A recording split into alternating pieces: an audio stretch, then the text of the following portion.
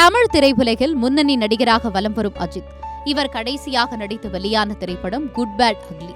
இந்த திரைப்படம் தான் நடிகர் அஜித்தின் கெரியரில் முதன்முறையாக 200 கோடி வசூல் செய்த படமாகும். இந்த திரைப்படத்தை ஆதிக் ரவிச்சந்திரன் இயக்கியிருந்தார். அதில் அஜித்துடன் த்ரிஷா, சுனில், பிரசன்னா என மிகப்பெரிய நட்சத்திர பட்டாளமே நடித்திருந்தது. தற்போது அஜித் கார் ரேஸில் செம பிஸியாக உள்ளார். இந்த நிலையில் அஜித்தின் அடுத்த திரைப்படத்திற்கான படப்பிடிப்பு இந்த ஆண்டு இறுதியில் தான் தொடங்கப்பட உள்ளது. கடைசியாக நடித்த குட் பேட் அக்லி திரைப்படத்தை இயக்கிய ஆதிக் ரவிச்சந்திரன் தான் அடுத்ததாக நடிக்கவுள்ள AK-64 திரைப்படத்தையும் இயக்க உள்ளாராம். இப்படத்திற்கான ஆரம்பகட்ட பணிகள் தற்போது விறுவிறுப்பாக நடைபெற்று வருகிறது. இந்த ஆண்டு இறுதியில் ஷூட்டிங்கை தொடங்க உள்ளனர்.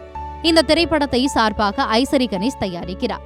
இப்படத்திற்காக நடிகர் அஜித்துக்கு 180 கோடி சம்பளமாக வழங்கப்பட உள்ளதாம். இந்த நிலையில் AK-64 திரைப்படம் பற்றி அப்டேட் வெளியாகி இருக்கிறது.